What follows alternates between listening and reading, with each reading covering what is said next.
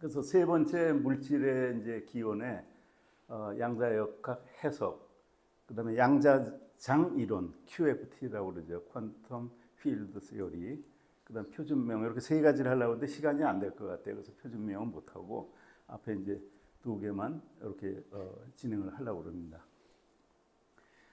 첫 부분은 양자역학의 의미에 대해서 이제 좀 이제 얘기를 나누고자 이렇게 합니다. 우리 이제 지난 한 2시간에 거쳐서 그 슈레딩거 방정식이나 이제 하이젠베르크 행렬역학이라든지 그걸 쭉 했는데 사실은 그거를 어떻게 우리가 받아들이냐 하는 것도 굉장히 중요한 거죠. 그래서 그 부분을 말씀을 이제 드리겠습니다.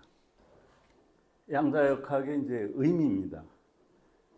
사실은 이제 올해가 양자역학 100주년이 되는 해라고 그래요.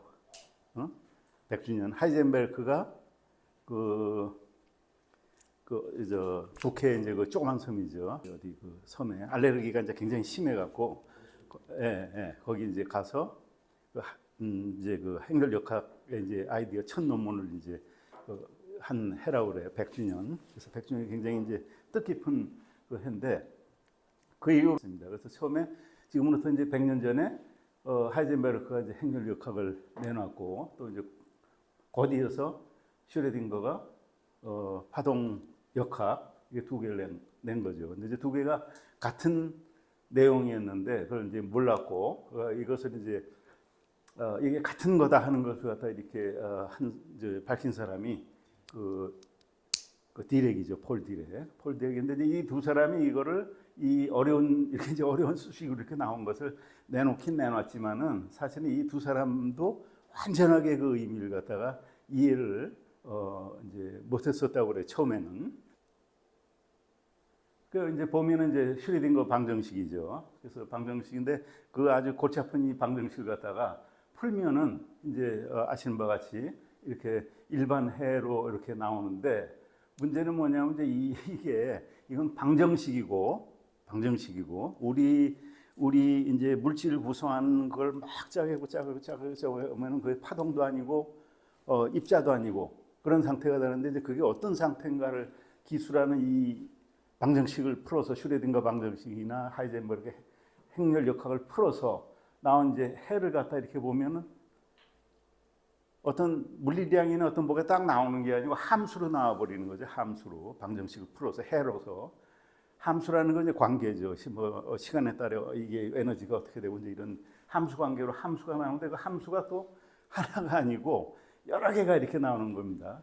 1, 2, 3에서 사이 뭐 1, 2하고 여러 개가 이렇게 나오는 거죠. 물론 이제 특수한 경우에는 해가 딱 정해져서 이렇게 나올 수도 있지만은 그다음에 또 하나는 이제 이게 또 허수를 포함해서 실수 허수 둘을 이렇게 포함하고 있죠. 그래서 이런 방정식은 허수가 포함되는 이러한 그 식은 지금까지는 이 양자역학 이전에는 없었던 거죠. 그 전에 일반 파동이죠. 일반 파동이나 이런 것을 풀 적에는 물론 허수가 이제 나오고 했지만은 그건 어디까지나 계산의 그 도구로서 툴로서 사용했던 것이 식 자체에 이렇게 포함이 돼 갖고 이 자연을 이렇게 기술하는 그 저기에 나왔던 거는 이게 이제 처음이었기 때문에 이걸 어떻게 우리가 해석하느냐 하는 문제가 상당히 중요한 문제였죠. 그래서 보통 우리가 파동 방정식 이제 저렇게 이제 도식화할 적에 허수부 빨간 거 이제 파란 거 허수부 실수부 이렇게 이제 나누어서 이렇게 보는데 일단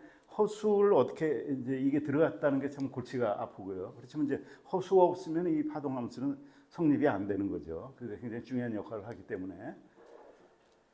그 막스 보르는 그래서 이렇게 여러 개의 해가 나오는데 그 파동 방정식이 뭐 사이라고 하는 거죠. 이렇게 표현하는 게 1, 2, 3 그래서 여러 개 나오는데 뭐 사실은 무한대가 나올 수도 있는 겁니다. 무한대가 이렇게 나오는데 이게 뭘 의미하느냐 하는데 막스 보르는 이거는 어떤 물리적인 의미가 있는 것이 아니다. 이 자체가 다만 그거에 제곱을 해갖고 허수가 들어가니까 이제 제곱을 해도 마이너스가 나오니까 거기다 절대값을 씌운 거죠. 그렇게 한 것은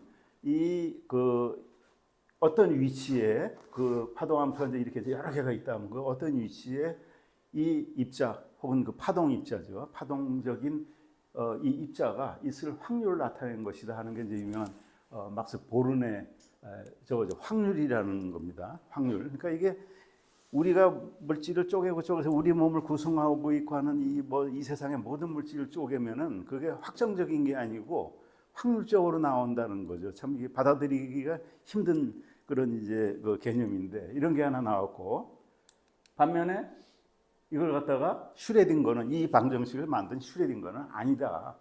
그거는 파동함수 자체가 물리적인 의미가 있는 거다. 이렇게 생각했던 거죠. 처음에는. 그래서 가령 이 사람이 이제 생각했던 거는 그 이제 뭐 전자나 이제 뭐 이런 것들이 입자적인 파동이니까 이제 이런 식으로 된 거죠. 웨이브 파켓이니까 파동 덩어리가 이렇게 되면 꼭 입자 같잖아요. 이제 이런 개념으로서 이제 파동의 어떤 묶음으로 생각했기 때문에 그건 맞다. 이게 파동 방정식이 여러 개 함수가 여러 개 나오는 이유는 이 각각 이게 다 그거 아니냐. 이게 이제 어떤 에너지나 에너지 밀도나 이런 어떤 실제적인 뭐를 나타내는 거다. 이렇게 이제 주장을 했던 거죠. 근데 결국은 슈레딩거의 생각이 잘못됐다는 게, 그러면 이제 실험을 하면은 이렇게 여러 값이 나와야 되는데 전자를 하나 측정하면은 한 가지밖에 안 나오는 겁니다. 그다음에 그게 보른이 얘기했던 대로 그 파동함수의 제곱에다가 절대값을 씌운 그런 확률로 나오는 겁니다. 그러니까 슈레딩거의 생각이 틀렸다는 게 명백해진 겁니다. 보른의 생각이 일단 자기가 맞고, 그 다음에 또 하나 중요한 거는 이제 양자 이제 중첩입니다. 중첩. 아까 이제 이렇게 파동이 여러 개가 이렇게 함수가 그 해로서 여러 개가 나오는데 전자 하나 이렇게 여러 개가 나오는 겁니다. 이게 어떻게 이게 중첩된 상태로 있을 수가 있느냐, 한 전자에.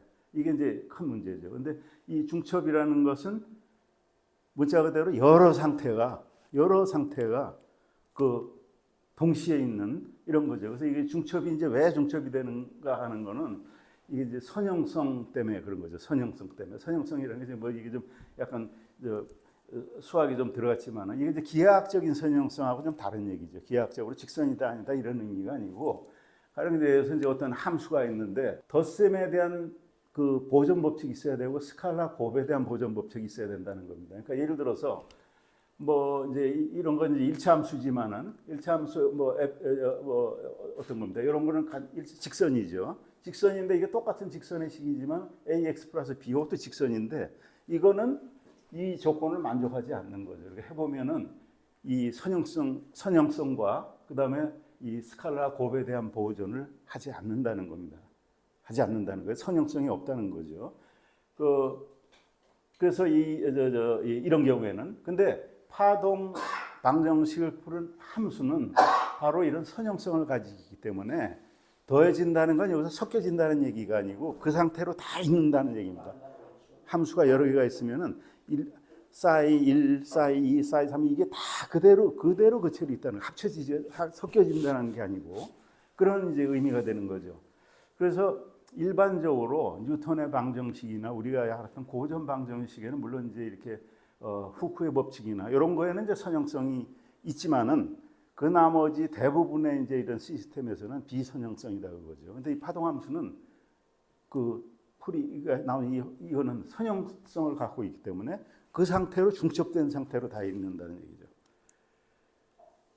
그러니까 예를 들어서 이제 그냥 우리 일반 파동이죠. 일반 파동 같으면은 이렇게 이제 파동이 뭐 이제 이런 파동이 있으면 이거 합치면은 또 혹은 이거 합치면은 서로 이제 간섭을 일으켜갖고 요거 합치면 이렇게 되잖아요. 이거 없어지거나 아니면 또 이게 이 보강이 되거나 컨스트럭티브 그 간섭이 일어나거나 아니면은 디스트럭티브 그 간섭이죠. 감쇄 뭐 간섭이라고 하나요? 그다음 보강 간섭 이렇게 해서 섞여버려 갖고 일반 파장은 이렇게 섞여버리는 거죠. 섞여버리는데 이 파동함수는 이렇게 섞여버리는 게 아니라 각자 논다는 얘기입니다. 쉽게 얘기하면 선형성이라는 거는 각자 놀아버린다는 거죠. 그래서 뭐 이게 꼭 이런 파동이 아니라 여러 어떤 파동이라도 고전적인 파동은 섞여버려 갖고 합해진다는 게 섞여버리는데 이 파동함수의 경우에는 이제 이런 결과가 나오는데 그렇지가 않다는 얘기입니다. 그 다음에 또 이제 문제는 그 중첩된다는 것도 참 이해가 안 가는 상태고 전자를 우리가 딱 그 전자의 상태 혹은 뭐 양자 뭐 꼭 전자가 아니라 뭐 양성자가 뭐 아주 작은 양자의 상태로 되면은 그 상태가 중첩된 상태로 나온다는 거고, 또 하나 중요한 거는 그게 붕괴가 된다는 겁니다. 그 측정하기 전에는 중첩 상태로 있다가 측정을 하게 되면은 붕괴가 된다는 거죠. 그래서 이제 그걸 갖다가 파동함수가 붕괴된다, 이제 이런 표현을 쓰고 있는데요. 붕괴된다는 건 이렇게 이제 여러 상태로 이렇게 있다가 측정을 하는 순간에 하나로 되는 겁니다. 하나로. 하나로 된다는 건 예를 들어서 이제 이게 운동량이죠. 파장의 운동량 같으면은 웨이브렌스 파장을 보면 아는 거죠. 그 색깔을 보면 어디 있는지 아는 거죠. 근데 측정하기 전에는 파동의 형태로 있다가 측정을 하면은 입자 상태로 되고, 마찬가지로 이 전자가 어디인지 딱 위치를 정확하게 알게 되면은 이게 이제 또 우옇게 파동으로 되고, 이런 희한한 이제 성질이 있는 겁니다. 그래서 이걸 이제 파동함수가 붕괴된다. 즉 관측을 하게 되면은 붕괴된다. 현실로 드러난다. 이제 이런 좀 이해 못하는 직관하고 전혀 틀린 이런 결과 나온 겁니다. 더군다나 이제 그 확률적으로 붕괴라고, 확률적으로 그 파동함수를 이제 잘 풀어갖고 이렇게 하면은 거기서 나오는 거는 기껏해야 그게 이렇다 저렇다 100% 이거다 저거다가 아니라 확률적으로만 알 수 있다는 거죠. 그래서 이 파동함수의 붕괴는 사실은 슈레딩거 방정식 자체는 없는 성질이었죠. 없는 성질인데 1920년대, 30년대에 그 많은 이제 실험을 거치고 여러 가지 실험적인 증거를 보니까 그건 맞는 겁니다. 보르네 얘기가 맞고, 막스 보르네 얘기가 맞고, 이 슈레딩거의 그 해석이 틀렸던 겁니다. 그래서 이것을 설명하기 위해서 이제 이 슈레딩거의 파동 방정식의 파동함수의 붕괴라는 그런 이제 규칙을 하나 이제 추가를 하게 된 거죠. 그 다음에 이제 코펜하겐 학파라는 이 학파에서 여기에 대해서 다시 한번 그 생각하게 된 이제 계기가 된 것입니다. 그래서 코펜하겐 해석을 이제 한 코펜하겐 학파죠. 노벨 물리학상 이제 19개나 나온 이건데, 이 사람들이 한 원칙이 이제 저건데, 맥주에서 칼스버그에서 돈 대줘갖고 만든 이 연구소인데, 코펜하겐 대학에 닐스 보어가 이제 중심이 돼서 만든 이거 저거죠. 근데 이 사람들이 일률적으로 저런 원리를 만들어낸 게 아니고 치열한 논쟁과 자기 내부 이제 그 토론이나 이걸 거쳐서 이제 저런 결론을 이제 내린 겁니다. 그래서 그걸 뭐 요약하자면 확률성입니다. 이 세상의 물질을 쪼개고 하게 되면은 그게 인과율이 없는 겁니다. 원인 결과가 분명하지가 않습니다. 확률적으로 그게 있다는 겁니다. 기가 막힌 얘기죠. 그죠? 그다음에 두 번째는 그 불확실하다. 불확실성이죠. 하이젠베르크의. 그러니까 위치를 정확하게 알면 운동량이 뽀얘지고, 그다음에 어떤 입자가 얼만큼 존속할지 시간을 정확히 알게 되면 에너지가 막 뽀얘지고, 에너지를 정확히 알면 그게 얼만큼 존속할지가 뽀얘지고, 이런 불확실성. 그다음에 방금 말씀대로 중첩이 되고 있다. 근데 관측을 하게 되면은 하나가 된다. 참 기이한 성질입니다. 그러나 상보성은 이제 그 파동인 동시에 입자의 성질을 가진 거죠. 그래서 이렇게 이제 코펜하겐 해석이 이제 정리가 돼 있었는데, 당연히 이제 여기서 제일 반대한 사람은 이제 아인슈타인이죠. 아인슈타인. 그래서 유명한 이제 EPR 파라독스. 사람 이름에 3명 다 유태인인데, 나이는 이제 이 사람이 굉장히 들어 보이지만, 이 아인슈타인이 젊은 수학자들 쓴 거죠. 이제 수학을 좀 보강하기 위해서. 이 EPR인데, 그 이제 EPR 역설이죠. 코펜하겐 학파의 저런 것을 도저히 이해할 수가 없기 때문에 그것을 반박하기 위해서 이제 냈던 1935년에 냈던 그 이제 저겁니다. 그래서 예를 들어서 어떤 입자가 이제 쌍을 이루고 있어요. 근데 그게 이제 뭐 이렇게 이제 갈라놓을 수 있죠. 얼마든지 실험적으로 갈라놓을 수 있죠. 갈라놓을 수 있는데 뭐 가령 예를 들어서 이제 그게 스핀이 있으면 이제 스핀이 위 아래 이제 두 개가 이제 짝을 이루고 있는데 그걸 갈라놓는다든지, 아니면 이제 뭐 쉽게 뭐 우리가 이제 이렇게 이제 비유적으로 한다면 운동화나 장갑 왼쪽 오른쪽 켤레가 있어요. 근데 딱 어떤 상자에 놨다 상자 2개 만들어 갖고 왼쪽 오른쪽 하나씩 놓고 그 다음에 이걸 떨어뜨려 놓는 겁니다. 근데 그냥 떨어뜨려 놓는 게 아니라 저 안드로메다나 뭐 화성이나 뭐 아주 엄청나게 먼 데다 떨어뜨려 놔요. 상상으로 저 EPR 파라독스라는 거는 이제 어디까지나 이 뭡니까 생각 실험이죠. 이렇게 떨어뜨려 놔요. 그리고서 이거를 딱 열어봐. 관측을 하는 겁니다. 그래서 왼쪽이다 딱 나왔어. 그러면은 이거는 자동적으로 오른쪽에다가 딱 나오는 거잖아요. 그 아인슈타인이 얘기했던 거 이게 말이 되는 얘기냐 도대체. 이게 말이 되는 얘기냐. 이게 안드로메다 같으면 300만 광년이 떨어졌는데 이 정보를 알려면 300만 년이 걸려야 될 거 아닙니까? 근데 즉시 한다는 게 이게 이해가 되느냐. 코펜하겐 학파는 관측을 하면 결정이 된다고 그랬어요. 근데 여기는 관측도 안 했는데 저절로 결정이 된 겁니다. 이게 도대체 말이 되는 얘기냐 이거죠. 이게 이제 뭐 양자 얽힘 뭐 이런 얘기인데 뭐 결론적으로 하면 이제 한마디로 깨진 거죠. 아인슈타인이 깨진 거죠. 결국 이제 이게 양자 얽힘이나 이제 이거죠. 아인슈타인 아니 세상에 이런 도깨비 같은 얘기가 어딨냐? 이게 말이 되는 얘기냐? 모든 정보는 빛보다 빠르게 갈 수 없는데 그걸 무시하고 한다는 얘기고 논 로컬리티 비국소성이죠. 비국소성. 물리의 모든 현상은 뭐하고 이렇게 공간적으로 접촉이 있거나 어떤 영향을 미쳐서 이루어지는 거지. 영향을 하나도 안 미쳤는데 어디 뚝 떨어진 데서 그냥 뭐 도깨비처럼 생길 수가 있느냐 이거죠. 그건 말이 안 되는 얘기다 하는 겁니다. 이게 EPR 역설인데 결론적으로 얘기하면은 이 아인슈타인이 다 깨진 거죠. 결국 이거로 금년에 양자 컴퓨터로 노벨 물리학상 받고 2022년인가 이거 이제 벨 부등식이나 이제 증빙한 사람들이 노벨 물리학상을 받았잖아요. 아인슈타인이 깨진 겁니다. 이게 맞는 겁니다. 그러니까 이거를 아인슈타인이 코펜하겐 학파를 공격하기 위해서 만든 논리인데 결국 역설적으로 깨져버린 겁니다. 그 다음에 그 EPR 역설하고 거의 동시에 나온 게 이제 유명한 슈레딩거예요. 슈레딩거도 이제 자기가 이식을 만들어 놓고 도저히 이해가 안 간다. 이거는 말이 안 되는 얘기다. 그래서 독일의 이제 일종의 대중과학 잡지인데 거기에 난 유명한 실험이죠. 그래서 상자 안에 고양이 방사성 어떤 뭐가 있어갖고 그게 이제 붕괴가 되면 빵 깨져갖고 이제 고양이가 죽게 돼 있는 겁니다. 근데 확률은 반반이에요. 방사성 물질이 이게 병이 깨질 확률은 방사성 붕괴가 될 확률은 2분의 1이죠. 2분의 1. 2분의 1인데 실제 방사성 붕괴가 한 2분의 1쯤 된다고 그래요. 실제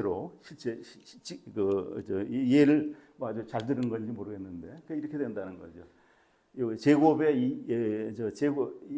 제곱의 그 절대값을 씌운 거니까 이게 두 개 하면 2분의 1, 2분의 1인 거죠. 반은 살아 있고 반은 죽어 있다. 그러니까 관측하기 전에는 고양이가 살아 있고 죽어 있는 상태가 중첩되어 있는 상태죠. 중첩되어 있는 상태인데 뚜껑을 열어서 관측자가 관측을 해서 죽었는지 살았는지 알면 걔는 딱 한 상태로 정해진 겁니다. 그러니까 슈레딩거 도대체 이게 말이 되는 얘기냐? 이건 이제 고양이가 죽고 사는 문제인데 사실은 그 중첩 상태라는 게 고양이만 있는 게 아니고 우리가 사는 게 다 이게 모든 게 다 중첩이 됐다고 이게 도대체 말이 되는 얘기냐 하는 얘기입니다. 그래서 이제 이걸 했는데 결국은 슈레딩거의 고양이도 코펜하겐 학파의 보호 측 과학자들의 입지를 강화해 준 결과를 만들어 준 거죠. 왜냐하면 이 사람들은 닐스 보어의 코펜하겐 학파 이 사람들은 사실은 그 전까지는 관측이 뭐다 하는 거에 대해서 심각하게 생각하지를 않았던 겁니다. 근데 슈레딩거의 고양이가 나옴으로 인해서 슈레딩거로부터 공격을 받고 나서 관측에 대해서 좀 심각하게 생각해 본 거죠. 관측이 도대체 뭐냐? 제3자가 쳐다보는 거냐? 내가 쳐다보는 거냐? 장치로 측정하는 거냐? 슈레딩거 고양이 예를 든다면 상자를 여는 행위냐? 아니면은 그걸 열어갖고 고양이로부터 온 빛을 내가 보는 행위가 그 사건이냐? 아니면 그걸 뇌에서 내가 인식을 하는, 의식을 하는 이 과정이냐? 한 번도 생각해 보지 않았던 겁니다. 한 번도 심각하게 생각해 보지를 않았던 거죠. 그래서 이 슈레딩거 고양이는 보호 측이 명확하게 생각하지 못한 사항에 대해서 다시 한번 관측의 의미가 뭔지를 생각할 기회를 준 거죠. 그래서 오히려 자신들의 그 학파의 그 해석을 또 개선하고 보강하는 이제 이런 저걸 한 겁니다. 그래서 이 코펜하겐 학파의 이제 해석에 하면 이게 이제 고양이가 저렇게 있다. 그럼 이걸 관측한다는 것, 이게 뭘 의미하냐 그죠? 이거는 사실은 고양이는 지금 저 주변 환경하고 다 이제 이런 상호 반응을 하고 있는 거죠. 상호 작용을 하고 있는 겁니다. 그러니까 예를 들어서 고양이 예를 들어서 공기, 방사선 물질, 유리 상자, 또 보는 사람, 심지어는 전체 우주하고도 연관이 돼 있는 거죠. 연관이 되는 거죠. 그 주변 환경하고 고양이하고 우수하게 연관을 짓고 있는 거죠. 연관을 짓고 있는데 이것이 관측을 한다는 것은 뭐냐면 즉 파동함수가 붕괴돼서 하나의 상태로 딱 된다는 것은 이 중첩 상태가 현실 상태로 현실로 어떤 정해진 현실로 바뀌는 건데 이거는 양자 결 이름, 퀀텀 디코헤런스라는 현상 때문에 이렇게 된다. 이제 이렇게 얘기를 한 겁니다. 그래서 이제 이 디코헤런스라는 게 뭐냐면은 그 양자적인 미지 상태가 이제 코펜하겐 학파에 이제 저거에 하면은 그게 큰 세계, 거시 세계, 현실 세계 어떤 하나로 딱 정해지는 이런 과정인데 이게 이제 뭘 의미하냐면은 이제 디코헤런스는 이제 양자 그 파동이죠. 파동이 이제 결 어긋남 혹은 뭐 결 이름 뭐 이제 이렇게 하고 있는데 영어로는 그냥 결 어긋남 이렇게 하는데 그 반대 말인 코히런스 결 맞으면 그럼 뭐냐 그겁니다. 결 맞으면 한마디로 얘기해서 파동들이 간섭을 일으키는 겁니다. 아까 처음에 보셨잖아요. 파동들 합치면은 커지기도 하고 상쇄되기도 하고 서로 이제 해갖고 상호작용을 일으켜갖고 되는 현상입니다. 코히런스는 그거하고 약간 틀린 겁니다. 이건 이제 상호작용을 하게 되면은 어떤 현상을 이제 하게 되냐면은 이제 예를 들어서 여기 이제 원자핵이 있고 뭐 이제 수소 전자가 이렇게 있다고 하면 이제 궤도가 여러 개 있을 수가 있어요. 여기서 에너지를 가하면은 전자가 이제 위 궤도로 올라갔다 떨어질 수도 있고 뭐 이렇게 되죠. 에너지 준위가 여러 개가 이제 있을 수가 있는데 이거를 갖다가 이제 예를 들어서 이제 여기 전자가 딱 있는데 관측을 딱 해버려요. 관측을 딱 해버리면은 이건 어떤 에너지 상태에 딱 있을 겁니다. 하나의 정해진 상태예요. 그죠? 근데 또 딱 관측을 하면 저기 있거나 둘 중에 하나일 겁니다. 관측을 하면 하나가 되니까 파동성이. 그런데 관측을 안 하게 되면 어떻게 되느냐? 이렇게 관측을 안 하게 되면은 이 전자의 에너지 상태는 여기저기 다 있을 수 있는 겁니다. 이 사이에서 여기저기 다 있을 수 있는 겁니다. 그런데 가만히 놔두면은 이게 막 중첩된 상태도 있는 거죠. 에너지가 여기도 있을 수 있고 여기 다 있을 수 있는 겁니다. 근데 시간이 지나면은 점점 해서 어떤 하나의 상태로 되는 겁니다. 이건 왜 일어나냐면은 전자 주변에는 다른 빛도 뭐 하고 뭐 여러 가지 입자들이 이제 때릴 겁니다. 간섭을 일으킨다는 거죠. 간섭을 일으켜서 결국은 하나의 상태로 측정된 상태처럼 되는 이런 효과를 얻는 거죠. 그래서 이걸 갖다 이제 디코헤런스 타임, 그 결맞음 이름 시간이라고 하는데 이 시간이 대략 얼마냐면 일반적인 환경에서는 10의 마이너스 15승초, 그러니까 1조의 한 1000분의 1초, 아주 짧은 시간에 저런 상태로 돌아버리는 겁니다. 그 중첩 상태가 사라져 버린다는 얘기죠. 그다음에 이제 현재 양자 컴퓨터 있잖아요. 양자 컴퓨터가 이제 이걸 이용한 거니까 이거 같으면은 뭐 거의 절대 온도 0도 이런 아주 극저온에서 하고 있는데도 불구하고 100만 분의 1초에서 이렇게 하고 있고 앞으로는 이제 뭐 밀리초 밀리초 수천 분의 1초까지 이렇게 이제 좀 유지가 되는 요게 유지가 되는 거죠. 중첩 상태가 유지되는 이제 이런 실험을 지금 이제 연구를 지금 한다고 그러는데 자, 여기서 분명히 나타나는 겁니다. 중첩 상태로 분명히 있는 겁니다. 중첩 상태로. 왜 그럼 이건 이제 이름 어긋난 상태죠. 그 결 어긋난 그 상태라는 건 뭐 우리 이제 지난 시간에 이제 간략하게 설명을 드렸지만은 이제 이 파동함수의 이거는 일종의 이제 벡터로 볼 수가 있는 거죠. 힐베어. 우리 이제 벡터에서 보면은 두 벡터를 갖다가 이제 이렇게 이제 내적을 한다고 그러잖아요. 내적을 이제 이 벡터를 하면은 내적을 이제 하면은 이제 코사인 이런 값이 되죠. 우리 고등학교 때 배운 이제 벡터 식에 의하면은 이게 이제 어떻게 되냐면 이 내적한 결과를 갖고 이게 이제 서로 각도 관계를 이제 알 수가 있는 겁니다. 마찬가지로 저 지금 파동함수를 이제 이렇게 표시한 거 이거죠. 이것도 이제 똑같이 힐베르트 공간에서 벡터처럼 이렇게 한 다음에 얘를 내적을 시키면은 내적을 시켜서 그 고양이하고 가령 예를 들어서 환경하고 그걸 내적시킨 게 1이 나오면은 1이 되는 상태하고 그 다음에 0이 되는 상태하고 이게 있다는 거죠. 0이 되는 상태라는 것은 이건 뭐냐면 이제 코사인 세타가 직교를 하느냐 아니면 평행을 하느냐 이거죠. 직교를 하느냐 평행. 그래서 여기서 보면은 그 어떻게 되냐면은 이 디코헤런스라는 거 뭐냐면은 파동이 쉽게 이렇게 직교가 된다는 얘기입니다. 직교가. 그러니까 이렇게 뭐 이렇게 비슷하거나 이러면은 서로 섞이고 뭐 이걸 갖다 힐베르트 공간에 이제 벡터하고 똑같은 개념으로 내적을 구해 보면은 이렇게 된다는 얘기입니다. 이게 바로 이제 디코헤런스입니다. 그러니까 간섭을 안 일으킨다는 거죠. 그 파동 함수들이 파동이 아니죠. 여기서는 파동 함수죠. 파동 함수라는 건 굉장히 추상적인 개념이기 때문에 파동이라는 건 굉장히 실체적인 개념이고 직교가 된다는 얘기. 그러니까 그 채로 있는다는 겁니다. 이채로 중첩이 된 상태로. 코펜하겐 학파에서 주장했던 게 이제 바로 이거죠. 그래서 중첩 상태로 있다가 딱 그걸 보는 순간에 이 디코헤런스가 일어나갖고 따라서 그 중에 하나만 결정이 된다는 거죠. 그 관측하기 전에는 막 중첩이 되어 있는 거예요. 파동함수들이. 그래서 관측하면 딱 하나의 현실 세계가 생긴다 하는 거죠. 근데 과연 이 파동함수가 붕괴되는 게 진짜 물리적인 사건인지 아니면은 관측자가 정보를 얻으면서 생긴 변화인지. 그러니까 이 파동함수의 이 문제는 굉장히 이거는 파동함수의 풀고 이런 문제가 아니고 저걸 어떻게 해석하느냐가 굉장히 중요한 이제 문제가 된 거죠. 그래서 그 중에서 이제 이제 아주 날카롭게 이제 이걸 지적했던 사람이 위그너죠. 위그너, 유진 위그너, 한가리 출신의 이제 이 위그너가 그 관측과 의식 이걸 이제 문제를 제기한 겁니다. 그래서 위그너의 친구입니다. 위그너의 친구. 고양이가 여기 있어요. 고양이가 여기 있고 비건의 친구가 이걸 고양이가 관측하고 있어요. 관측하고 있는데 딱 관측을 하고 있다 친구가 이 비건의 친구가 뚜껑을 열어봐. 그럼 얘가 죽었거나 살았거나 하나가 결정이 되겠죠. 열어봤으니까 결정이 된 겁니다.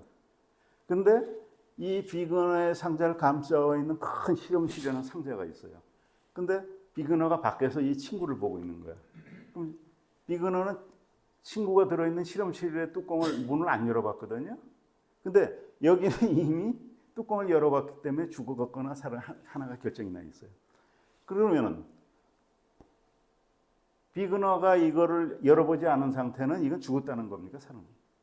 말이 안 되는 얘기죠, 그죠? 아주 논리적인 어떤 모순이 생기는 겁니다. 그래서 그 비그너가 이제 비그너의 친구라는 이거를 써갖고 뭐를 했냐면은 이거는 언제 파동함수가 관측에서 하나로 결정된 것도 아니고 결정되지 않은 것도 아니고 그럼 어느 순간부터 결정이 됐냐 그거죠. 그래 비그너가 이제 뭐라고 얘기했냐면 그래서 60이게 1년도인가 그 마인드 바디 퀘스천이라는 이런 이제 논문을 통해 갖고 뭐라고 했냐면은 이 양자 역학을 이걸 갖다가 의식이죠. 컨시어스네스 우리의 의식이죠. 관측자의 의식이죠. 의식 없이 의식을 고려하지 않고 이거를 어쩌고 저쩌고 얘기할 수 없다. 이렇게 이제 얘기를 한 겁니다. 그러니까 저 이제 비근의 친구 저 예를 들어 그러니까 그 우리가 이제 관측하면 하나의 확정된 세상으로 확정된 현실로 딱 빠진다. 이게 의식하고 한 거에 있다는 얘기입니다. 의식하고. 그러니까 이제 유명한 이 얘기를 한 거죠. 그래서 이제 그 많은 사람들이 여기 이제 아주 좋아하는 사람들이 굉장히 많아요. 관측은 의식이다. 관측은 인간의 의식이고 이 세상은 다 영혼으로 이루어진 거다. 이 세상은 다 의식이다. 아주 그냥 좋아한 겁니다. 그거 봐라 이 현대 물리학이 의식의 중요성으로 사람 모든 것은 이 마음이다. 이제 이 주장하는 좋은 논쟁거리를 준 겁니다. 근데 사실은 이 비그너가 이제 저 의식의 문제를 거론한 거는 그 폰 노이만이죠. 폰 노이만. 그 친구입니다. 한가리에서 똑같은 유태인이고 이제 그 아주 친구인데 이 사람이 더 똑똑한 사람이었다고 그래요. 그 포인만이 이미 얘기를 했던 거예요. 그래서 이거 뭐냐면 파동함수가 붕괴되려면은 의식을 인식하는 순간이 있어야 된다. 그게 붕괴됐는지 안 붕괴됐는지 그걸 판정하는 어떤 의식작용이 관련이 됐다 이렇게 얘기한 겁니다. 그래서 그거를 누구냐 유진 위그너는 확대 해석을 한 거죠. 확대를 해서 이 세상은 다 이건 관측은 의식하고 관련이 돼 있다. 이렇게 이제 확대 해석을 한 겁니다. 그 다음에 이제 거기에 또 하나에서 존 필러라는 사람이 유명한 이제 물리학자죠. 블랙홀이라는 용어를 처음으로 만든 사람입니다. 이 사람이 아주 유명한 그 과학자들 47명이나 박사과정을 배출한 사람이라고 그래요. 프린스턴 고등학교에서. 근데 이 사람이 참여하는 우주, 그 의식이 참여하는 우주라는 얘기예요. 그 다음에 그 참여하는 인류 원리, 강한 인류 원리입니다. 이 세상은 뭐 결국은 사람 아니냐, 사람의 마음이고 이게 중요하다는 거죠. 이걸 이제 주장한 겁니다. 근데 이제 이 사람의 의견은 근데 우리 이제 이념해야 될 게 이 세상의 의식이라는 얘기가 아닙니다. 의식의 중요성을 얘기한 거지. 이 사람들이 얘기한 거는 이 세상의 의식이라는 얘기가 아닙니다. 이게 절대. 이제 이거를 곡해하는 사람들이 완전히 이거를 다른 방향으로 이제 해석하고 있는 겁니다. 그래서 예를 들어서 존 필러 같으면은 이게 이제 유심조 이 세상은 다 마음이다. 그 생각이 전혀 아닌 거죠. 전혀 아니고. 예를 들어서 필러 같은 사람은 이런 개념에서 이 세상은 정보다 하는 이제 그 정보 기반의 우주론을 갖다 이렇게 펼친 거죠.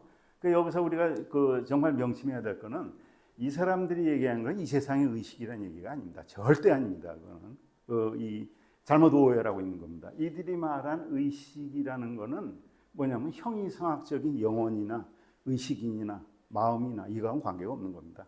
그건 뭐냐면은 양자역학을 수학적으로 해석하는 이걸 이제 파동함수에 있어서 그것을 측정하게 되면은 그 끝점에 이르러서는 결국 한계점인 그걸 관측하는 사람의 의식에 도달한다는 얘기입니다. 한계를 얘기한 겁니다. 우리 어떻게 보면 이제 과학 지식에 인간의 이런 논리적인 생각의 한계를 얘기한 것이 이 세상의 의식이라는 얘기는 절대 아닙니다.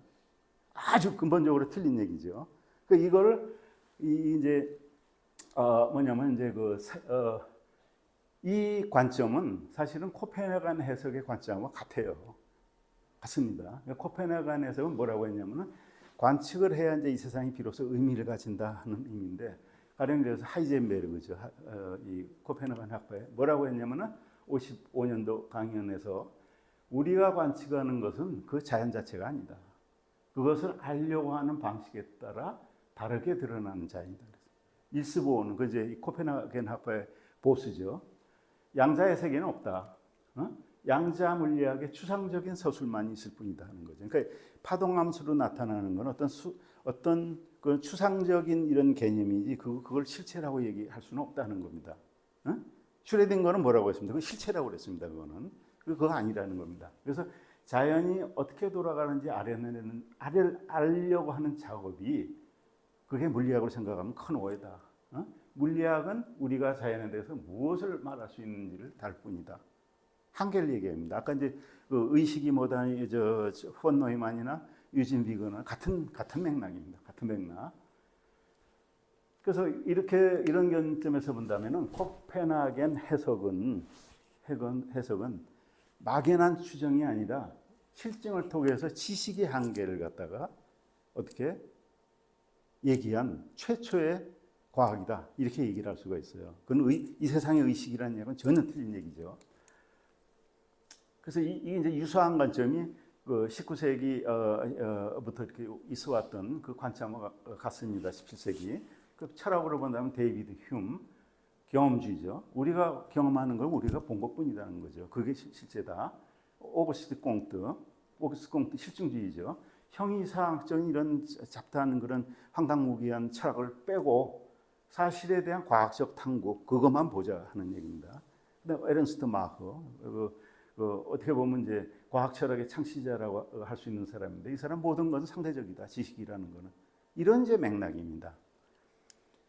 근데 이런 맥락을 갖다가 이게 이제 사이비들이 이거를 확대 해석하는 겁니다.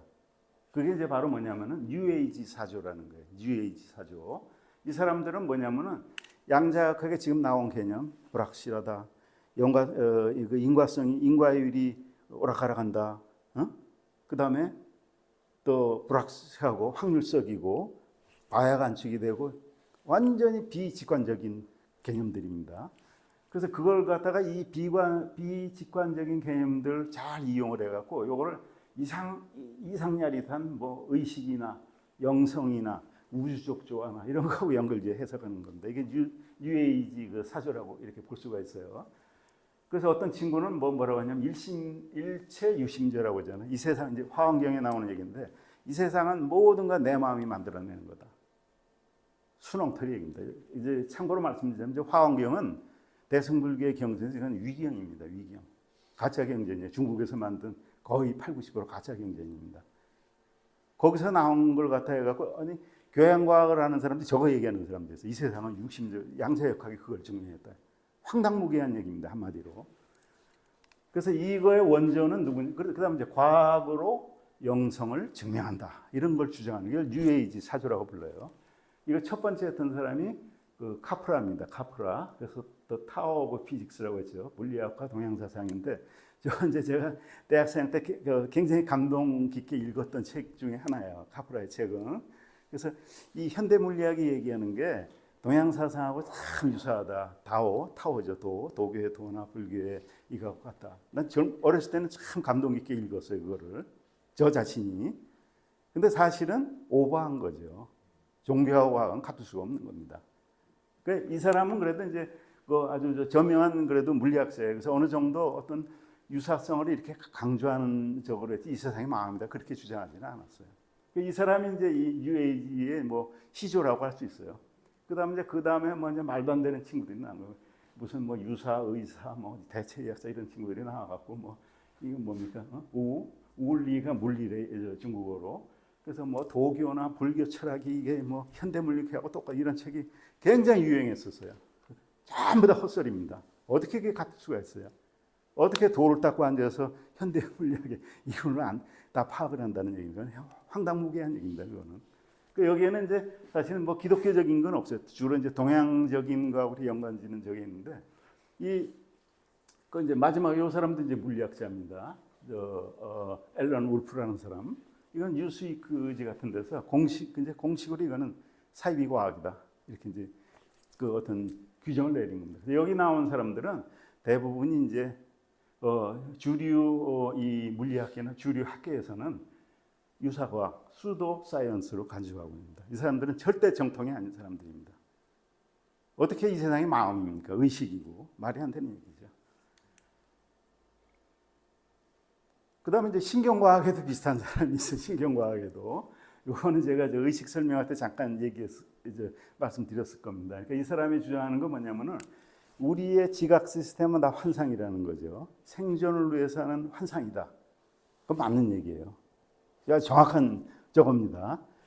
그래서 생존과 번식을 위한 적합성을 위해서 우리가 진화가 됐다는 겁니다. 그러니까 예를 들어서 뭐 유체 이탈이나 어떤 임사 체험이나 다 환각이고 가짜라는 얘기입니다. 가짜라는 거기까지는 좋아요. 근데 이 사람이 여기서 더 나가갖고 근데 이거 자체가 전부 다 실제가 아니라는 겁니다. 그거 가짜인데 진짜는 뭐냐? 우리가 지금 현실이라는 거는 PC의 데스크톱에 있는 아이콘 이렇게 꾹꾹 누르잖아요. 그 아이콘 같은 유저 인터페이스다 이렇게 주장을 해요. 이 세상은 다 가짜다, 다 환상이다. 진짜는 어떤 보이지 않는 그 하드웨어는 따로 있다. 그게 이제 의식이라는 거죠. 근데 이 사람이 말하는 의식은 사후 세계 이런 이제 관념이 아니고 어떤 범신론적인 일종의 그다음에 이 사람 구체적으로 뭐라고도 얘기를 안 한 거예요. 이 사람들이 그래도 심리 인지학 과학자이기 때문에 그렇게 얘기를 한 겁니다. 근데 이제 사실은 그 의식적 실제로는 이제 주장했는데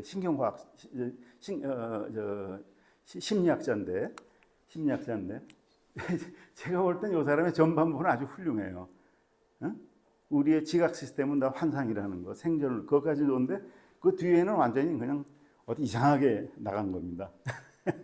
그래서 이 사람의 의견은 그 뇌신경과학 이런 데는 전혀 받아들여지고 있지가 않아요. 그래서 어떻게 받아들이고 있냐면은 이거는 자기 모순이네, 자기 반박이다. 이 사람이 얘기하는 거는 이 세상이 다 환각이라며, 지각이 환각이라며. 근데 그 환각의 입각에서 그게 어떻게 수학적 실체가 뭐다 얘기할 수 있냐고요. 그것도 환각이지. 그러니까 자기의 주장을 자기가 반박한 거다. 이렇게 이제 반박하는 측에서는 그렇게 얘기하고 있어요. 그다음에 이거는 인터페이스, 유저, 사용자 뭐 인터페이스 이런 거는 의식이나 지각 시스템을 얘기할 때는 굉장히 좋은 비유다. 좋은 비유다. 근데 그건 이론이 아니다. 그걸 과학 이론이라고 할 수가 없다. 그죠? 어떤 증거도 없잖아요. 그죠? 그래서 그다음에 이 사람의 생각 자체가 이 뒷부분이 너무 황당무계하다. 급진적인 형이 상황이라는 거죠. 그래서 이 사람의 의견은 전혀 그 비주류입니다. 그 뒤에는 앞부분은 상당히 일리가 있어요. 그래서 관찰자의 효과, 양자역학에서 관찰자의 효과가 의식이 아니라는 것은 이게 물리적인 의미에 대해서는 그러니까 예를 들어서 관측하는 사람의 의식이 이 세상을 만든다 하는 것은 한마디로 대중적인 오해입니다. 큰 오해입니다. 미스컨셉입니다. 그 다음에 관측이 파동함수를 붕괴시키는 것이지 인간의 마음이 세상을 만드는 건 아니죠. 그건 절대 아닌 겁니다. 너무 상식입니다. 현재 컨센서스 물리학계의 압도적인 다수입니다. 압도적인 다수. 의식은 양자 측정에 전혀 특별한 역할을 하지 않는다. 사람의 의식은. 두 번째, 결어금남이지. 아까 결어금남. 그 양자역학상 결어금남이 대부분의 양자역학은 해석을 실용적인 해석입니다. 그게 이제 그 이면에 뭐가 있는지 모르겠지만 당장 보이는 거에는 분명한 해석을 내리고 있다. 세 번째, 철학이나 이런 데서 쓸데없는 짓 하지 말고 저는 뭐 의식이 어떤 그 이제 양자역학이 힘들다고 그래갖고 해석이 힘들다고 그래서 저는 쓸데없는 얘기 하지 말라는 얘기입니다. 그래서 shut up and calculate 유명한 말입니다. 입 닥치고 계산이나 해 그겁니다. 무슨 철학이 뭐 양자역학이 뭘 얘기하고 동양 철학이 어떤 의식이 이런 쓸데없는 짓거리 하지 말라는 얘기입니다. shut up and calculate 이건 이제 누구냐면은 물리학자 데이비드 머민이라는 사람이 얘기했는데 리차드 파인만도 여러 번 언급을 했다고 그래요. 그래서 리차드 파인만이 한 얘기를 이렇게 알려져 있는데 사실 이제 버민이라는 사람이 얘기했다고 그래요. 버민이라는 사람은 이제 양자 기반적 이 양자 해석을 이렇게 주장한 사람입니다. 그래서 쓸데없는 짓 하지 말고 철학적으로 이제 이런 거 저 양자역학의 해석이 뭐고 있다 이런 그데 탐닉하지 말고 실용적인 거 해라. 지금 양자 컴퓨터 같은 거 하잖아요. 그런 거 하라 그런 얘기입니다. 참고로 이제 부언을 하자면은 아까 이제 비그너가 이제 이제 그 이상한 말을 해갖고 다 헷갈린 거 아닙니까, 그죠? 비그너의 친구를 얘기해갖고 관식은 의식이다 이 소리를 해갖고 지금 사람들을 헷갈리게 한 면이 크거든요. 비그너는 공식적으로 이 입장을 철회했습니다. 60년대 초에 이 얘기를 했었는데 아까 컨시어스네스 의식이 파동함수의 붕괴를 일으킨다. 이 주장을 60년대 초에 했는데 1970년대 후반에 공식으로 이걸 철회했어요. 내가 잘못 생각했다. 입장의 철회 이유. 내가 이걸 얘기했더니 이걸 유아론으로 사람들이 막 제멋대로 해석하고 있는 거예요. 이 세상은 마음대, 이 세상은 나밖에 없다. 이딴 식으로 해갖고 너무 불편하다 그랬어요. 그래서 이제 그 영어로 embrace. 정말 당황스럽다. 나는 그런 뜻으로 얘기한 게 아닌데 아까 얘기했잖아요. 의식이라는 거 뭐냐면 유진 비거너나 뭐 포인노이머나 이런 사람들은 인간의 어떤 지식의 한계에서 얘기했고 그걸 막 따지다 보니까 사람이 관측하는 그 행위 거기서 이렇게 더 이상 알 수가 없다 하는 이런 의미로 얘기했는데 관측이 세상을 만들고 하는 이런 황당무계한 얘기가 나와서 너무 불편하다 한 겁니다. 그다음에 자기 자신이 이걸 갖다가 양자 시스템은 미시 시스템인데 그거를 거시 시스템, 예를 들어서 비근의 친구라든지 고양이라든지 이런 데 확대한 것은 아주 결정적인 실수였다. 그래서 그걸 공식으로 철회한 겁니다. 철회하고 지금 이제 새로운 입장은 어떻게 비근은 어떻게 생각하다 이제 세상을 떠났냐면은 파동함수 붕괴는 관측자가 의식으로 그걸 느끼기 이미 이전에 물리적인 객관적인 현상으로 발생을 했다고 합니다. 그래서 그 관측하고 의식하고는 아무 관계 없다는 거예요. 여기서 중요한 건 이제 객관적인 겁니다. 주관적인 게 아니고 관측자의 주관적인 생각이 세상을 만드는 게 아니고 객관적인 사건으로 발생했다. 그 다음에 사람이 주관적으로 관측을 했다. 이거는 되지만은 공식적으로 이게 한 겁니다. 객관적인 물리 과정이다. 이렇게 한 겁니다. 그래서 그 미근어 자체가 그거는 아주 그건 잘못됐다 하는 거를 얘기한 겁니다. 이런 걸 잘 얘기 안 해요. 근데 이거 이 세상은 망합니다 이렇게 얘기하는 사람들은 극소수입니다. 이거는 주류 과학자나 주류 이제 인지 과학자나 이런 데 거의 없습니다. 이런 거 얘기했던 사이비 과학으로 몰리는데 공식적으로 이렇게 얘기했던 겁니다. 그래서 이제 금년에 이제 아까도 이제 그 말씀드렸지만은 그 100주년이라고 그랬잖아요. 그 2006년에 양자역학 100주년 기념을 해서 요 섬이죠. 요 섬에서 이제 그 학회를 이제 했어요. 헬리골란트 요 섬에서 하이젠베르크 양자역학 그 행렬역학식을 이제 그 첫 논문을 이제 이렇게 했던 100주년 기념해서 전 세계 이 양자역학 관련 논문을 낸 15,000명한테 이제 이메일을 보냈다고 그래요. 학회에 좀 참석해 주십시오. 그다음에 이제 설문조사를 했어요. 네이처에서 양자역학에 대해서 어떻게 생각하십니까? 이걸 이제 물어본 겁니다. 물어봤는데 그 중에 1,101명이 답변을 했어요. 보면은 코펜하겐 해석이 압도적으로 많습니다. 그래서 약 40% 정도 되고, 그 다음에 이제 2등이 이제 정보 관련 정보 베이스 해석입니다. 이건 좀 이따 다시 잠깐 말씀드리겠습니다.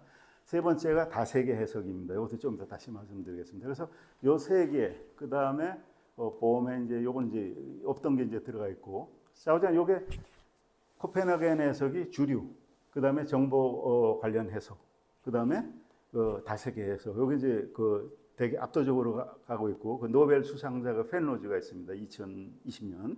그 사람이 했던 여기 한 4% 이제 이렇게 됩니다. 이렇게 되는 겁니다. 뭐 나머지 이제 저기 이제 물론 이제 답변이 10,000명 중에 15,000명에서 1,000명밖에 안 왔으니까. 근데 이제 그 전에 또 한 번 조사한 게 있어요. 요거는 아주 세계적인 전문가들한테만 뽑은 거예요. 왜냐하면 지금 우리가 물리학 했다고 다 전문가가 아니잖아요. 그래서 그 분야에 정말 이렇게 한 사람들한테만 물어본 겁니다. 그래서 세계적인 그 과학자 이제 33명, 짤링거라는 사람인데 오스트리아에 2022년에 노벨 물리학상을 탔던 사람이죠. 저 사람이 이제 그 주관하는 그 회의입니다. 오스트리아에서 33명 이제 그 최고 전문가들이죠. 이 사람들한테 이제 설문조사를 한 겁니다. 아까 1,100명은 그냥 뭐 그 관련 논문 쓴 사람한테 다 한 거고. 그래서 첫 번째 뭘 물어봤냐면 아인슈타인이 맞냐? 그러니까 아인슈타인이 맞냐는 아까 겁니다. 이 세상 확률성 이런 거 다 거짓말이다. 이 세상은 확실하다. 무슨 확률이 불확실성이 어디 있고 확률성이 어디 있냐? 이 세상은 딱 정해진 대로 되는 거다 하는 거죠. 국소성 이런 거 다 비국소성 이런 거 다 거짓말이다 하는 거죠. 근데 33명 전부 다 아인슈타인이 틀렸다. 맞았다는 건 한 명도 없는 거예요. 한 명도. 그다음에 틀렸다 64%. 그다음에 결국에는 뭐 맞을지도 몰라 6% 약간 있는 겁니다. 그다음에 결국에는 이게 틀렸다는 게 밝혀질 것이다. 그다음에 더 기다려야 한다. 그래서 뭐 일단 아인슈타인이 얘기했던 건 전혀는 아니다 하는 겁니다. 그다음에 이 양자역학적 해석에서 뭐를 당신은 선호합니까 하니까 여기서도 마찬가지로 코펜하겐 해석이 압도적입니다. 40%. 그렇다고 이제 과반은 안 되고, 그 다음에 다세계 해석, 그 다음에 이제 정보 관련 그 해석, 그 다음에 오브젝티브 콜랩스라는 거 이게 펜로즈나 이런 사람이 했던 게 뭐냐? 아까 그 얘기입니다. 관측 현상이 이게 파동함수가 붕괴되는 거는 주관적인 현상이 아니라는 거예요. 객관적인 현상에서 이 붕괴가 된다는 거죠. 요 네 개만 간략하게 이제 소개를 해서 그래서 하여튼 뭐 이런 식으로 됐는데, 그럼 이제 우리 코펜하겐 해석은 이제 많이 얘기했으니까요. 다세계 해석은 이제 우리 뭐 다중우주할 때 잠깐 말씀드려서 그냥 짧게만 말씀을 드리겠습니다. 이거는 뭐냐면 이제 휴 에베레트 3세가 그 57년에 이제 발표를 한 논문이죠. 발표는 57년에 했고, 아이디어는 이제 그 좀 몇 년 전에 했는데, 아까 얘기한 존 휠러의 제자입니다. 제자. 제자인데 이 사람은 뭐냐면은 고양 이제 중첩 상태가 그대로 있다는 거예요. 그대로 있고 그게 파동 함수가 붕괴되지 않고 그대로 다 갈라져 다 나간다는 겁니다. 고양이가 살은 상태, 죽은 상태 그게 다 갈라져 나간다. 다 현실로 된다는 얘기예요. 근데 우리는 예를 들어서 고양이가 죽은 세상에 살면 살은 세상에 있는 건 모른다는 얘기입니다. 왜냐하면 디코헤런스. 결맞음이 안 맞아서 그걸 볼 수가 없다는 얘기입니다. 그 각자로 죽은 고양이 세상, 살은 고양이 세상 다 존재한다는 겁니다. 이게 다세계 해석입니다. 근데 자, 이게 이제 왜 그 까무러치는 얘기냐면은 우리 몸에 있잖아요. 몸에 방사성 그 붕괴가 우리 몸에 이제 수많은 원자들이 있는데 1초에 5천 개가 붕괴된다고 그래요. 우리 몸에도 방사선 입자들이 많거든요, 원자들이. 그래, 그러면은 이 방사선 붕괴가 되는데 이 에베레트 3세의 다세계 해석에 의하면은 각 입자가 경우의 수가 이렇게 많게 되는 거예요. 2의 5천 승의 다른 세계가 입자 하나만 입자로만 보더라도 우리 몸에 붕괴된 내 몸 A라는 입자가 붕괴되지 않은 상태, B라는 입자가 붕괴된 상태, 붕괴되지 않은 우리 몸에 붕괴된 그 원자의 수만 보더라도 이렇게 많은 우주가 있다는 얘기입니다. 그러니까 상상을 초월하는 경우의 수가 나온다는 얘기죠. 내가 지금 여기서 이거를 이렇게 들 수도 있고, 뭐 이렇게 틀 수도 있고, 이렇게 할 수도 있고, 수많은 경우의 수가 있죠. 그다음 나만 있는 게 아니라 다른 옆에서 뭐 그 순간에 바람이 불 수도 있고, 이 경우의 수가 다 존재한다는 겁니다. 엄청난 수의 우주가 존재한다는 얘기예요. 근데 우리가 내가 지금 가고 있는 요 길만 알고 있지 다른 건 하나도 모른다는 게 이제 에베레트 3세 저겁니다. 그래서 이걸 발표하고서 지도 교수가 이제 이걸 이제 보류하다 아이디어는 좋다. 근데 왜냐면 수학적으로 이제 이 사람이 한 거거든요. 그래서 끝나고 이제 박사 끝날 때쯤에 닐스 보어한테 보낸 건데 그 당시에는 닐스 보어가 이제 전 세계 이게 이제 아주 가장 명망 있는 저거였으니까. 그러니까 닐스 보어 측근에서 이 휠러 이 사람을 보고 지금까지 만난 친구 중에서 제일 멍청이를 만났다 그래요. 양자역학에 뭔지도 모르는 친구를 데려와 갖고 이런다. 그래서 이 사람이 쇼크받고 물리학계를 떠났습니다. 그래서 미국 국방부에 가서 뭐 이 전쟁 게임이죠 이런 거 하다가 술을 너무 많이 먹어갖고 이제 50몇 살에 돌아가셨어요. 돌아가셨는데 이게 60년대 후반 70년대 초에 드이시나 이제 이런 그 저명한 물리학자들이 이걸 재발견한 거. 아 이게 보통 저게 아니네. 저거 황당무계한 얘기를 해서 제껴뒀는데 그게 아니다. 그래서 재평가를 받기 시작합니다. 그래서 지금 코펜하겐 해석 다음으로 강력한 그 양자역학의 해석이 이제 된 겁니다. 그러니까 이거는 에베레트 3세가 했던 거는 그냥 이렇게 뭐 장난으로 한 얘기가 아닙니다. 엄격한 수학적인 이런 바탕에 의해서 이걸 낸 겁니다. 구체적으로 한다면 이제 자세한 건 이제 생략을 하겠지만요. 첫째는 이게 힐베르트 공간에서 아까 그 상태함 파동함수죠. 그것이 어떻게 되는가 하는 걸 이렇게 다룬 겁니다. 그 추상적인 벡터 연구원인 힐베르트 공간에서 이걸 다뤘던 문제고, 그 다음에 이 힐베르트 공간에 의하면 우리 이제 3차원 공간 같으면 x, y, z면 점 하나면은 3차원이면 3개, 2차원이면 2개, 1차원이면 1개밖에 없죠. 근데 힐베르트 공간에는 요 한 점에 원칙적으로 무한 차원의 정보가 들어갈 수 있습니다. 무한 차원에. 그래서 가령 요 이제 3차원인데 어떤 점에 어떤 속도가 있어. 그럼 속도 차원이 들어가야 되잖아요. 그럼 6개가 되죠. 또 이 공간이 어떤 방향이 있다면 또 2개 들어가니까 그러면 이제 6개, 12개가 되고 이런 식으로 이게 이제 어떤 상태냐에 따라서 이 점 하나에 무한대의 상태가 들어갈 수가 있는 게 이제 힐베르트 공간입니다. 수학적으로. 그렇게 들어갈 수 있는데 그거를 이제 이 다루기가 좋은 거죠. 이 상태 함수를. 그러니까 이 상태 벡터에 이제 이걸 해서 이 힐베르트 3세가 이렇게 했던 건데 여기서 이제 이 근거는 뭐냐면 아까 얘기한 선형성입니다. 중첩 상태가 이 힐베르트 공간에 하면은 무한 그 각각의 상태가 다 존재한다는 거고, 그다음에 두 번째는 유니타리하게 진화한다. 그건 부드럽게 어떤 붕 뛰고 뭐가 막 붕괴하고 이런 게 없다는 겁니다. 그냥 부드럽게 쫙 갈라져 나간다는 겁니다. 무한대로 갈라져 나간다는 겁니다. 이 두 가지 수학적인 개념의 바탕을 두어서 이 사람이 얘기했던 겁니다. 근데 이 이론은 뭐냐면은 그러니까 여기에는 에베르트 3세의 다세계 해석에서는 Many World Interpretation에서는 붕괴라는 이상한 현상이 없어요. 깔끔합니다. 붕괴가 없는 겁니다. 그냥 그대로 가는 겁니다. 그냥 관측이 뭐다 이따위 골 때리는 이런 저것도 없어요. 그냥 가는 겁니다. 그냥 그대로 수학적으로 가는 겁니다. 그 모든 그 겹쳐진 상태가 모든 이게 그냥 가는 겁니다. 관측자도 분기되고, 관측자도 그 중에 일부고 이렇게 된다는 얘기입니다. 그래서 그걸 좀 이제 다세계 해석을 이제 디렉의 이제 표기법으로 하면 이렇게 되는데, 자기한 모든 상태가 그대로 다 부드럽게 이렇게 진행이 된다 하는 얘기입니다. 그래서 이걸 갖다가 다세계 해석이 굉장히 이제 재평가를 이렇게 받았는데. 근래는 예를 들어서 이제 쇼 커넬 같은 사람, 이런 사람이 이걸 재해석을 하고 있어요. 왜냐하면 이 다세계 해석은 파동함수 이외에는 어떤 불필요한 가정이나 수학이 없어요. 그거 하나만 쓴 겁니다. 뭐 군더더기 해석하고 이런 게 없어. 그냥 그것만 딱 쓴 겁니다. 깔끔한 겁니다. 수학적으로. 전혀 해석이 필요 없고. 그런데 왜 그러면은 왜 확률이 일어나냐? 확률적으로 일어나잖아요. 우리 이게 이제 측정하면은 걔가 어디 있는지 확률적으로 그건 사실이거든요. 측정으로. 왜 확률적으로 일어나냐고 합니다. 이 쇼 커널에 의하면은 분기죠.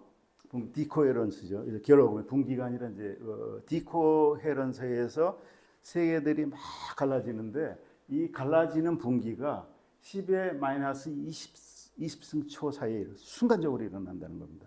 근데 관측은 이거보다 훨씬 더 늦게 관측을 한다는 거예요, 우리가. 그래서 이렇게 많이 갈라진 상태에서 우리가 어디 있는지를 몰라.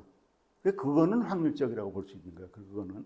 그렇지만 근원에서는 전혀 확률적인 게 아닙니다. 다 흩어졌는데 훨씬 내가 관측하기 전에 이미 수많은 세상이 분기됐기 때문에 거기서 어떤 거냐면 그런 의미에서는 확률이라고 볼 수가 있지만은 근본적인 건 아니라고 합니다.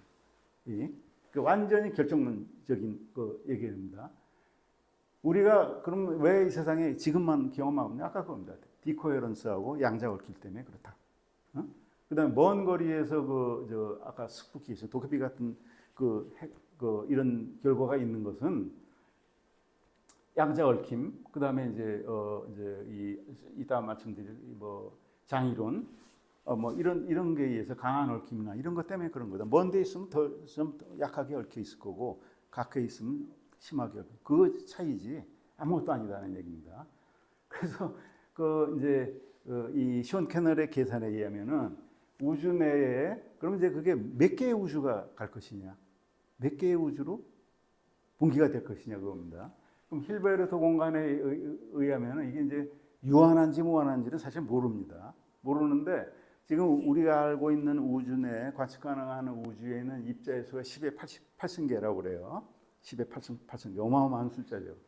그런데 그렇다면은 그렇게 이제 정해진 수의 입자나 혹은 입자가 있을 자리가 있다면은 그렇게 분기되는 게 무한대로 분기되지는 않는 거죠. 그 개수만큼만 분기되는데 이 사람 계산하냐면 10승에 122 까무러치는 얘기. 10에 10승만 하면 공이 10개인데 거기에 이걸 122승입니다. 이거 10에 122승이 아니라 10에 10승에 122. 천문학에는 우주적인 숫자죠. 우주의 나이가 되면 겨우 지금 10에 17승밖에 안 돼요. 10승에 122승은 상상을 초월하는. 근데 분명한 거는 끝은 있다는 얘기입니다. 끝은 무한 우주는 아니라는 거예요. 확실한 건 아니죠. 어디까지나. 그래서 사람들이 근데 왜 이 다세계 해석에 거부를 하느냐? 너무 많은 우주가 있다. 그죠? 너무 많은 우주가 있다. 근데 이 사람이 하면 그걸 하나도 이상할 게 없다는 겁니다. 하나도. 다세계 해석에 따르면 파동이 분기되는 메커니즘은 양자 얽힘과 디코헤런스다. 그래서 내가 못 본다 뿐입니다. 근데 두 번째 비난하는 사람들은 검증이 불가능하다는 거예요. 왜 다른 세상을 우리가 못 본다고 그랬잖아요. 근데 쇼 커넬 같은 볼 수 있다는 겁니다. 왜냐하면 다른 세상은 못 봐.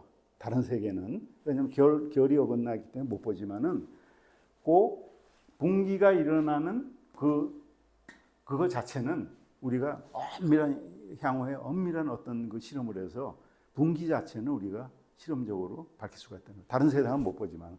이건 이제 이 사람의 주장입니다.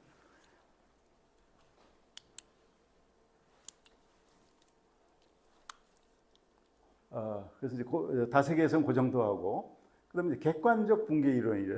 객관적 붕괴 이론. 이거는 뭐냐면은 관점이 뭐냐면은 파동함수의 붕괴는 있다는 겁니다. 그거는 100% 있다는 거예요. 중첩도 있고. 아까 다세계 해석도 중첩은 있는 겁니다. 근데 붕괴가 없는 거죠. 근데 이거는 붕괴, 파동함수의 붕괴, 그다음에 중첩 다 있는 겁니다. 다 있는 건데 다만 그거는 관측자와 무관하게 이게 붕괴되는 현상은 측정이나 이거와 관계없이 객관적인 현상이라는 겁니다. 그래서 이제 객관적인 그 붕괴라고 그러는 거죠. 이름을 그렇게 부른 겁니다. 그래서 그 붕괴되는 원인은 뭐 이론에 따라 좀 틀려요. 어떤 사람은 무작위적으로 그게 붕괴가 일어난다 하는 사람이 있고, 펜로즈 노벨 그 수상자 이 사람 같으면은 그거는 중력장이라는 건 이제 우리 양자중력이라는 건 양자역학하고 상대성이라는 거 합친 거 이제 그걸 이제 통합한 거거든. 아직 없는 이론이죠. 그런 메커니즘에 의해서 그 시공간이 왜곡이 된다는 거죠. 관측자하고 이제 관측 대상하고 그게 어떤 순간이 되면 거기서 어떤 그 이제 시공간이 휘어지게 되면은 붕괴가 이제 그거와 관련해서 일어난다 뭐 하는 얘기입니다. 그래서 그 중에 그 객관적 붕괴 이론 중에 대표적인 게 오케스트레이티드 오브젝티브 리덕션 이론이라는 겁니다. 이거 펜로즈가 이 사람이 한 거예요. 영국의 수학자로서 유일하게 노벨 물리학상을 받은 사람이죠. 어디야 블랙홀 연구로 블랙홀 해서 타기한 이제 스티븐 호킹하고 둘이 이제 아주 큰 저걸 했던 사람이죠. 근데 이 사람은 이제 뭘 주장했냐면은 그런 이제 객관적인 파동함수의 붕괴가 의식하고는 전혀 관계없는 거예요. 그냥 어떤 관측사하고 대상자 사이의 어떤 어떤 아주 미소한 데서 그 시공간이 휘면서 일어난다는 겁니다. 객관적으로 일어나는데 그게 어디서 일어나냐면 뇌의 미세소관에서 일어난다는 거예요. 뇌의 미세소관. 그래서 욕바가지를 엄청나게 먹고 있어 이 사람이. 이게 말이 되는 얘기냐? 그래서 이제 이건 내 미세소관이라는 건데. 그래서 이 사람의 이론은 아주 방대합니다. 분자생물학, 정보 이론, 양자정보 이론, 양자중력 이론, 뭐 이걸 다 통합한 겁니다. 그래서 그게 뇌에서 일어난다는 거예요. 뇌 미세소환이라는 데서. 그 미세소환이라는 건 뭐냐면은 우리가 이제 세포가 있잖아요. 세포가 저 안에 이제 핵도 있고 뭐 미토콘드리아도 있고 뭐 이제 이거저거 다 있습니다. 그죠? 이거저거 다 있어요. 근데 저 세포들이 왜 저렇게 있느냐 그겁니다. 우리 이제 간단하게 설명하기 위해서 세포의 구조를 이제 다세포생 진핵생포나 뭐 이제 저걸 설명할 때 저렇게 얘기하는데 사실은 이제 잘 이제 그 얘기하지 않거든요. 이 안에는 수많은 골격체들이 이제 그걸 유지하고 있는 거죠. 그래서 크게 세 개의 골격체가 있다는 거예요. 섬유로 된 거, 가는 섬유로 된 무수한 이제 이런 것들이 있고, 그다음 중간 섬유, 또 미세 섬유, 마이크로 필라멘트라고 그러죠. 인터메디에이트 필라멘트. 그다음에 미세 소관이라고 하는데 이거는 파이버가 아니고 튜브 형태로 이렇게 됐다는 겁니다. 그게 이제 이렇게 퍼져 있다는 거예요. 그래서 미세 섬유나 중간 섬유, 미세 소관들이 끊임없이 가만히 있는 게 아니고 끊임없이 동적으로 조절하면서 세포가 유지되는데 모양이 이런 겁니다. 미세 소관 같으면은 이게 이제 미세 소관입니다. 미세 소관. 그래서 그 미세 소관이 이제 우리 뇌세포의 뉴런이죠. 뉴런 사이에 이렇게 이제 많다는 거예요. 이렇게. 그 이제 구조로 보면 이렇게 된 건데 튜뷸린이라는 이제 단백질 두 개가 알파 베타가 뺑뺑뺑뺑 돌면서 여기서 일어난다는 겁니다. 여기서 여기서 파동하면서 붕괴가 일어난다는 거예요. 그래서 뭐 이제 욕바가지를 엄청나게 먹고 있는 거야 이 사람이.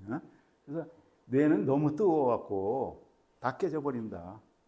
양자 중첩이 안 일어나면 양자 컴퓨터 그렇게 힘들게 유지하고 있잖아요. 뇌 그 뜨끈뜨끈하고 칙수가 돼서 무슨 혼을 굉장히 많이 나고 있습니다. 그 다음에 이 의식이라는 거는 양자 중첩이나 양자 현상이 없어도 그냥 일어나는 현상이라는 겁니다. 복잡게 해서 전혀 불필요한 얘기다. 그래서 이제 이거를 또 이제 이용해 먹는 사람도 있어요. 이 세상은 의식이다, 영혼이다 하는 사람이 이걸 또 이용해 먹는 사람이 있어요. 노벨 물리학상 받은 사람이 이 양자 현상을 의식하고 연관하잖아. 엄청난 오해입니다. 엄청난 오해. 몇 달 사이에 이렇게 2005년 7월이죠. 인터뷰한 게 있어요. 그 제목이 뭐냐면은 여기 이제 그 뭐 이렇게 자막의 중간에 끈 게인데 뭐라고 했냐면은 나는 자기 믿지 않아. 의식이 의식이 파동함수를 붕괴시킨다는 건 황당무계한 얘기라는 얘기입니다. 그다음 이 사람 분명히 나는 물리주의자다. 나는 뭐 유심이나 이거하고 전혀 관계없는 사람이다. 그런데 이건 이제 두 사람이 이제 이 이론을 냈거든요. 그 마취과 의사하고 둘이 냈는데 자기가 이제 이 사람이 이제 객관적 붕괴 이론을 원래부터 냈던 사람이에요. 근데 그 마취과 의사가 와갖고 당신이 얘기한 게 거기서 일어납니다. 그래갖고 나는 뭐 뭔지도 모르고 했다 그거예요. 그렇게 얘기하고 있는 겁니다. 이 사람은. 그래서 이 사람은 아니 뭐 뚜렷한 겁니다. 그건 아니다. 뭘 사람들이 잘못하고 있냐면은 이 사람이 얘기한 거는 의식이 파동함수를 붕괴시키는 게 아니고 그 반대라는 겁니다. 파동함수 붕괴가 의식을 거꾸로입니다. 그러니까 지금 이 의식이 뭐 파동함수하고 관계 있다는 거 전혀 반대 개념으로 얘기하고 있는데 거꾸로 얘기하고 있는 거예요. 이 사람은 절대 그런 걸 믿지 않는 겁니다. 오늘 여기까지 하겠습니다.